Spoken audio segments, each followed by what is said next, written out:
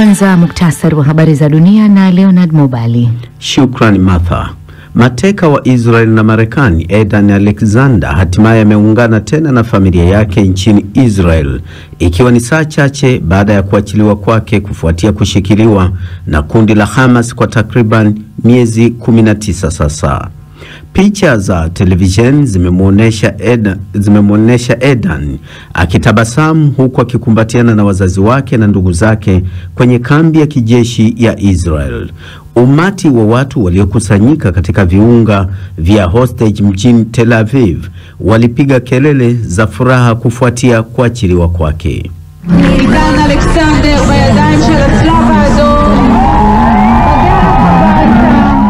Kuachiliwa huru kwa Edan kumekuja usiku wa kuamkia ziara ya Rais wa Marekani Donald Trump katika eneo hilo. Kwa mujibu wa Waziri Mkuu wa Israel Benjamin Netanyahu, shinikizo la jeshi la Israel na jitihada za Rais Trump ndizo zimefanikisha. Hamas wanatarajia hatua hiyo itasababisha shinikizo la Marekani dhidi ya Israel kufanikiwa katika masuala ya usitishaji vita. Waziri Mkuu wa Australia aliyechaguliwa tena Anthony Albanese ameapishwa ili kuongoza kwa muhula wa pili. Chama chake cha mrengo wa kati cha Labour kilimpitisha katika uchaguzi wa mapema mwezi huu na kujishindia wingi wa kura. Masuala muhimu katika kampeni ni pamoja na gharama za maisha na mfumo wa huduma ya afya unaotatizika. Jambo jingine ilikuwa ni kuhusiana na wasiwasi dhidi ya urais wa Marekani usiotabirika wa Donald Trump unaofikiriwa kuwa na mchango muhimu, huku wapiga kura wakitafuta uhakika zaidi.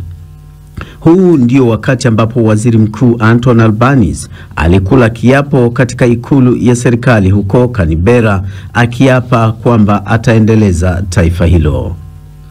Polisi wa kikosi maalum cha kukabiliana na ugaidi nchini Uingereza wanachunguza chanzo cha moto ulioteketeza baadhi ya mali katika makazi binafsi ya Waziri Mkuu wa Uingereza Keir Starmer. Esther Lwambano na maelezo zaidi.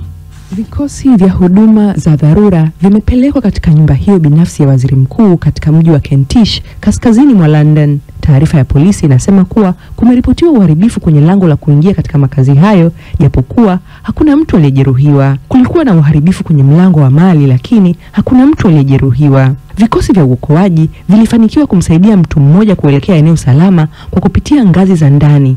Polisi pia wanachunguza chanzo cha moto huo. Na shambulio la anga la Israel limemuua mwandishi mashuhuri wa habari wa Gaza Hassan Asli. Shambulizi la anga la Israel dhidi ya idara ya dharura ya hospitali ya Nasal kusini mwa Gaza ndilo lililomuua mwanahabari huyo mashuhuri wa Kipalestina, kulingana na vyanzo vya matibabu na watu walioshuhudia. Asli amefanya kazi kwa miaka mingi kama mwandishi wa kujitegemea na mpiga picha katika mashirika ya habari ya kimataifa na ya ndani. Hii ni BBC. Muktasari wa habari za dunia umewasilishwa na Leonard Mobali. Matangazo ya Amka na BBC kutoka idhaa ya Kiswahili ya BBC na yanasikika kupitia Zenj FM visioni. Matangazo haya kwenye mtandao wetu bbcswahili.com ama kwenye ukurasa wetu wa Facebook BBC Swahili. Mimi ni Martha Saranga. Mateka mwenye uraia wa Israel na Marekani ambaye alishikiliwa kwa miezi 19 na Hamas ameungana tena na familia yake, wakati huu Rais Donald Trump akianza ziara yake Mashariki ya Kati. Edan Alexander mwenye umri wa miaka 21 aliwakumbatia wazazi wake na ndugu zake katika kituo cha kijeshi cha Israel saa chache baada ya kuachiliwa kwake. Hamas inatumai hatua hiyo itasaidia kuishawishi Marekani kuishinikiza Israel ikubali kusitisha mapigano. Lakini Waziri Mkuu wa Israel Benjamin Netanyahu amesema serikali yake inakusudia kuendeleza operesheni za kijeshi huko Gaza. Zaidi na David Nkia.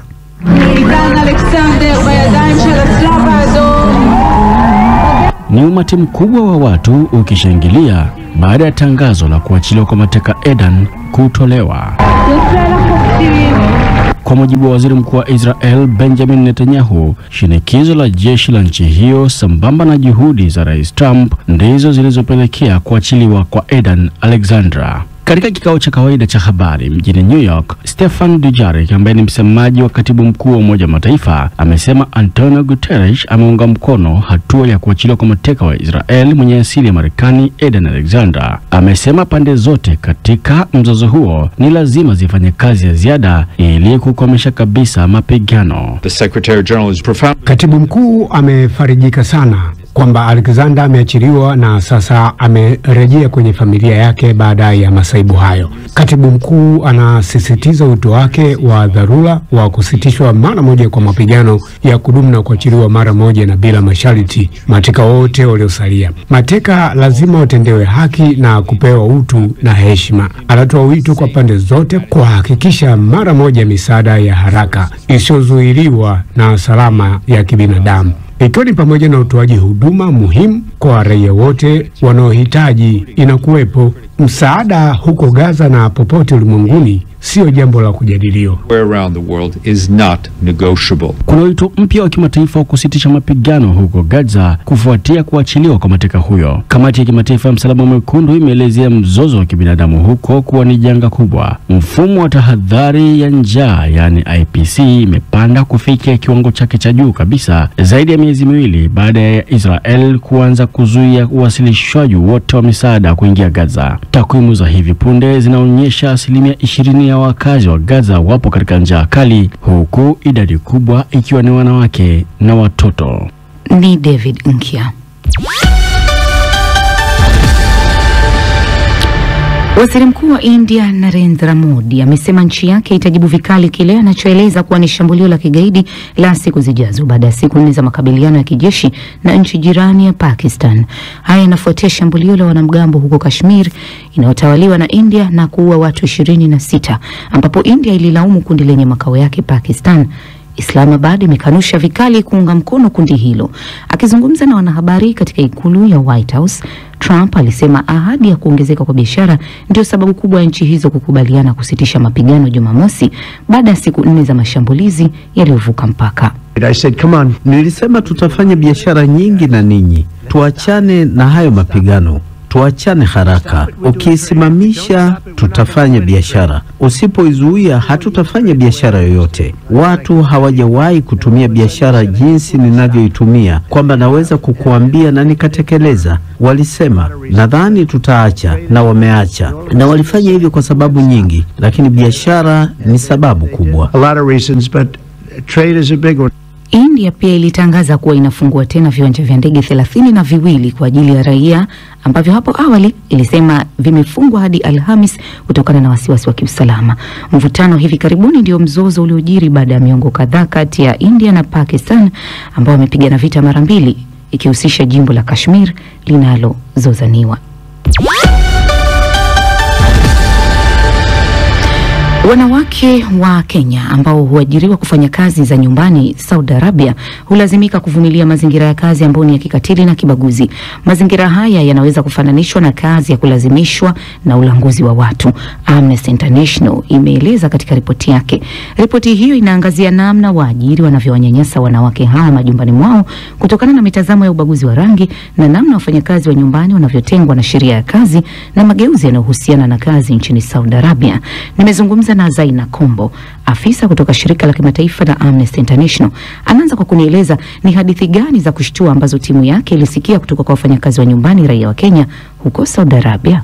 Jambo lililonishtua mimi zaidi ni hali ya kunyanyaswa kijinsia, kwa sababu mtu ni mwanamke, wengine walikuwa wanasema wanalazimishwa kulala na tajiri wao katika kazi ndio ili waendelee na kazi. Wengine walikuwa wanapitia vitisho tofauti. Mfumo wa kafala nchini Saudi Arabia unachangia vipi katika unyanyasaji wa kimfumo wa wafanyakazi wa manyumbani ambao ni wahamiaji, hasa wanawake wa Kiafrika? Mfumo huo huwa unadhibiti mtu asiweze kufanya kazi kwingine wala asiweze kuondoka pale kazini pasi na kumjulisha tajiri wake, na mambo mengine kama hayo. Kusema kweli yamepitwa na wakati, kwa sababu ile maelewano ya shirika la wafanyakazi duniani ILO, na ukiangalia haki za kibinadamu na documents nyingi including ile UDHR, inapatia watu uhuru uhuru wa kufanya biashara au kufanya kazi na mtu kukiwa na kandarasi, na pale basi mnaelewana. Lakini ikifika ni mahala kwamba lazima mtu aishi kwako, haezi kubadilisha kazi, na ikiwa hata kama anapitia dhuluma pale kwako, inamaanisha basi hawezi, mfumo huo unafaa kuachiliwa mbali. Na ripoti hii pia inasisitiza, kando na kuwa